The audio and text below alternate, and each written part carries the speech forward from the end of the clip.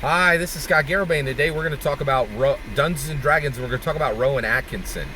So, I just finished Man vs. Bee, B-E-E, like, the thing that'll sting you.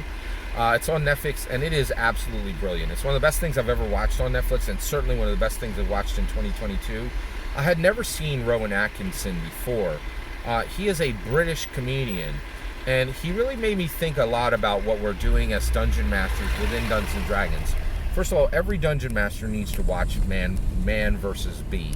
And the reason why is we are communicators and we are storytellers. Rowan Atkinson is he is a communicator and he is a storyteller, right?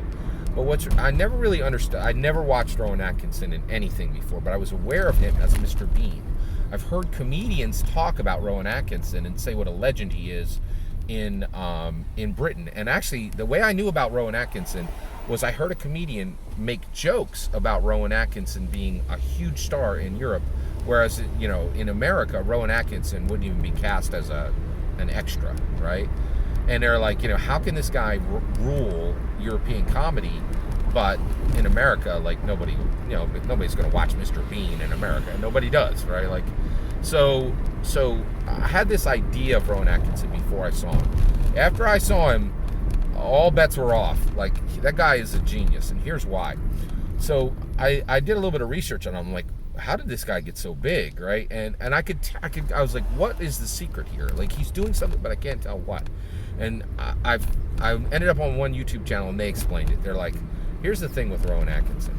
In America, Rowan Atkinson could never be a comedian like Jim Carrey, right? Like, in America, we all speak the same language. Like, we speak English, and like, we understand each other, the vast majority. There's a little bit of edge case here and there, but English is the dominant language in America, right? You go to Europe, people are, you could go into one country and there could be like 5 different languages in that country. So communication is a lot harder in Europe than it is in America, right? And what Rowan Atkinson does is he does comedy that does not require words to laugh. He can get laughs with his face, he can get laughs with his physical body, and he constructs comedy that does not require language, right? That's incredible, right? And I watched Man vs. Bee. It's like 9 episodes. I watched episode 1, I'm like, that did not impress me. I did not laugh once. In episode 2, I laughed out loud. In episode 3, I laughed out loud twice, right? Now, I didn't laugh out loud at every single episode, but by the end, there were multiple episodes where I was laughing out loud multiple times, and it was very, very funny, right? He was communicating exactly what he wanted to communicate, and there's virtually no talking in the show, right?